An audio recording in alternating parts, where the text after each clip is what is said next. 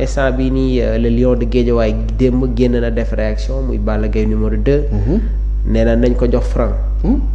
Balla nee na moo ko ëpp xam-xam moo ko dàq bëre te bis bu ñu jëflantee dina xam exactement kan mooy. Simba ngay wax. Balla Gaye numéro 2 moom laa wax yow yaa wax Simba nee na nañ ko jox franc waaye def franc xam naa ne instant bi moom. pour daan ko ça va être compliqué de. Balla dafa juum wala ñu waxtaan ci suuf. Balla ndaanaan la de s'il revient en forme mun na affronter franc de. ayca le vieux lion Simba nee na moom mu ngi bàyyi xel ki nga xam ne mooy franc dañuy attaquer actualité sportive football. mais Mamour vraiment jour après jour da ngay gën a di am dëgg suñu kaw par rapport ak ñi nga xamante ne ñoo nekk suñu ay supporters ak ñu mel mais Mamour. dëgg. est-ce que ñun suñu ay supporters dinañ ñibbi si. En tout cas daal li ma la mën a wax moo nekk na situation boo xamante ne mi ngi doy waar donc toujours rek comme ni ma ko waxee woon suñu mbokk internautes yi ñoom dañ leen di toppal bu baax l'affaire des 18 supporters sénégalais le procès encore renvoyé au 19 février donc ñoom nag jotoon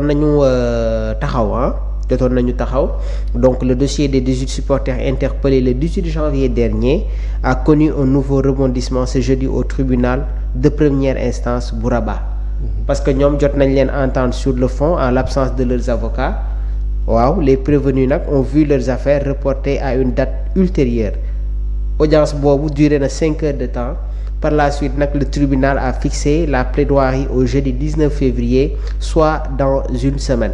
Donc l'absence des conseils de la défense lors de cette audience dafay soulever nag ni nga xamante ne moom mooy ay questions sur les conditions dans lesquelles les prévenus ont été entendus.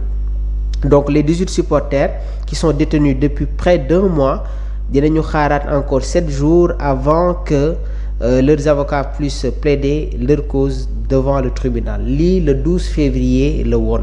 Mais le 19 incha allah moom la ñu war a taxaw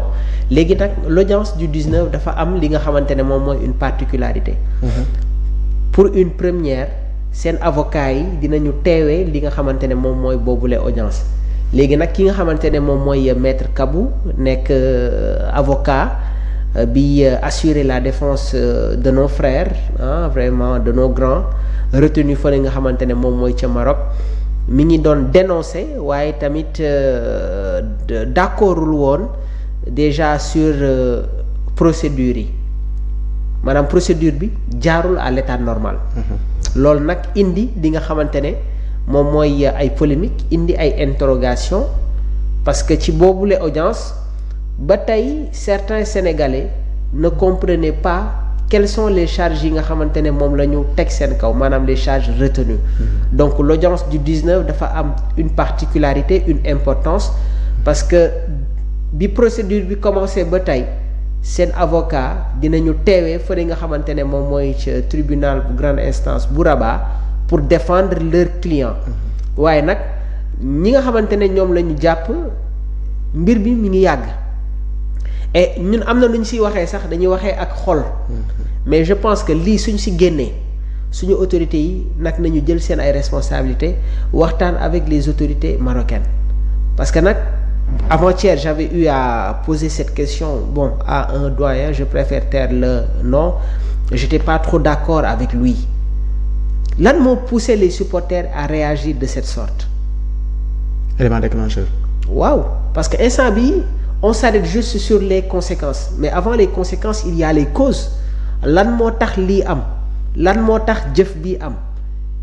qu'est-ce qui a été la cause loolu moo war a nekk la question principale avant de se projeter encore une fois au développement c'est ça la réalité léegi nag c'est une situation qui perdure c'est une situation bi nga xamante ne boobu ba tey ñi ngi koy topp mais soo siy wax sax da nga siy wax ak xol bu jeex léegi nag je pense qu'aujourd'hui je vais pas dire qu'on est des professionnels dans le traitement de l'information waaye tamit am nañ si li nga xamante ne moom mooy une expérience c'est un dossier pendant c'est un dossier en cours léegi nag mbir bi am na fenn foo xamante ne su fa tolluwee ba situation bi yépp jeex ñun nag am na nenn noo xamante ne dinañ ko mën waxee mais pour le moment il faut respecter encore une fois les critères les acquis yi nga xamante ne dafay concerner cette procédure là donc je pense que le plus important mooy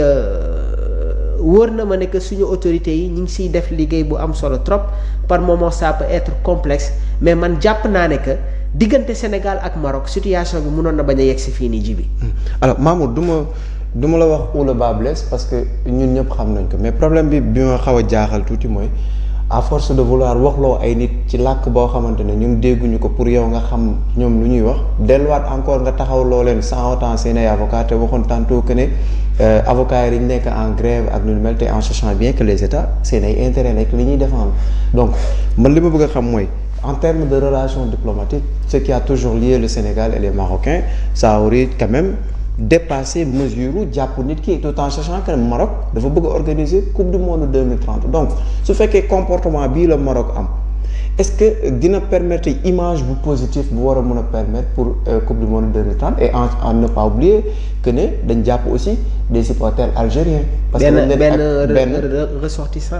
algérien dañ ko accuser ne dafa sàcc tàndarma.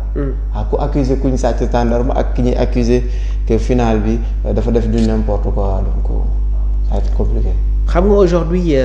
tout le temps on va être dans la répétition mais ñun lii sax la ñu war a waxtaanee maa ngi lay wax bët ki démb j'avais posé la question au doyen Conté.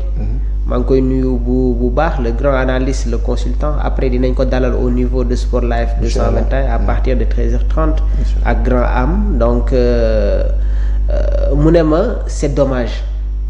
li ñu gis ci CAN bi en termes d'organisation. En termes de football loolu yëpp waxuñu ci mais dugal nañ ñu ci beneen cadre léegi nag on n'a pas le choix on est exposé on est tenu par des circonstances yi nga xamante ne moom moo ñu poussé ñu ni tamit ñu rester dans ce cadre là parce que aujourd'hui aspect footballistique waaw parce que xamoon nax sama frère mi ngi foofu sama grand frère xaw ma ko ci may seetaan amaana moom point bii nii moo ko gën a soxal pour ñu jox ko exactement la réalité la crédibilité de l'information léegi nag je pense que aujourd'hui il y a beaucoup de leviers yi nga xamante ne jot nañ ko activer c'est ça la réalité concernant l'axe diplomatique bi coow li amee gis nañu quelques jours après le premier ministre Ousmane Sonko l'actuel chef du gouvernement avait fait le déplacement dem fële nga xamante ne moom mooy ca Maroc pour rencontrer les autorités marocaines ñëpp jàppoon nañ nekk sax suy ñibbisiwaat day àndaaleeg ñi nga xamante ne téye nañ leen foofu donc aujourd'hui je pense que le problème se situe au niveau des dirigeants marocains qu'on le veuille ou non qui n'ont toujours pas digéré cette défaite infligée par l'équipe nationale du Sénégal loolu moom mooy la réalité donc aujourd'hui on est sorti carrément du cadre sportif c'est désolant parce que yaa ngi koy wax même yow en posant une question yaa ngi nekk dans une situation de réserve parce que yaa ngi jéem a protéger ba tey les relations fraternelles qu'il y a entre ces deux pays-là et man jàpp naa ne que du lii moo ko war a yàq au Sénégal il y a une rue dédiée au roi Mohamed VI à Tanger gis nañu la forte communauté sénégalaise bi nga xamante ne ñoom ñoo fa nekkoon si CAN bi soo demee Tanger da ngay yaakaar ne tu es à Dakar même les Marocains dañu doon ñaan Sénégal daje ak Maroc en finale de même que les Sénégalais donc aujourd'hui je pense que pendant 90 minutes nous on a été patients et pourtant am na leen loo xamante ne teg nañ ñu ko avant cette finale là en termes d'organisation en termes de sécurité concernant la billetterie nos supporters qui n'avaient pas accès et à la 90e minute tout bascule yow nga fàtte loolu noonu yépp ne Sénégalais yi ñoom ñoo def lépp mais il faut revenir un peu à la raison quand même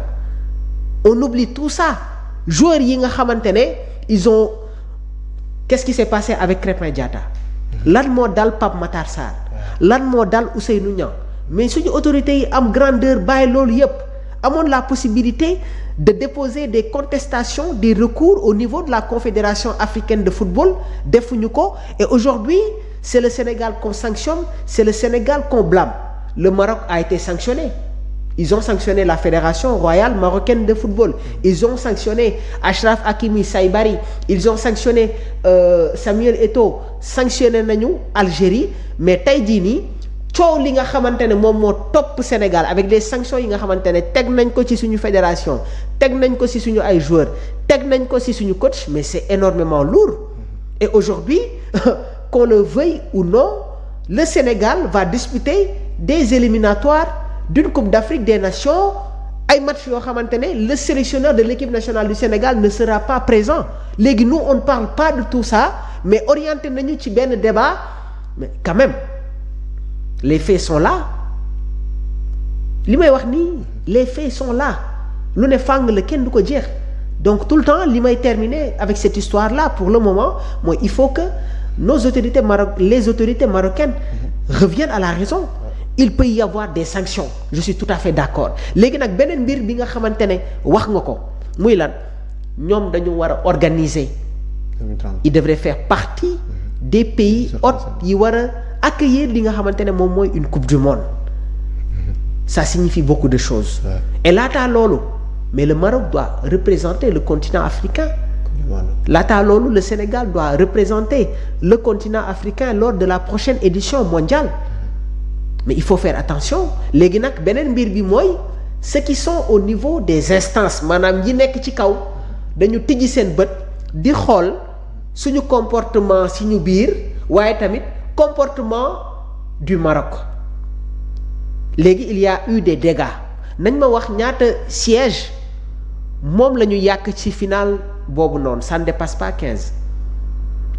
alors que il y a eu beaucoup de choses yi nga xamante ne xew na fi entre-temps qu'est-ce que le Sénégal a subi bi ñuy football contre la RDC au stade des Martyrs.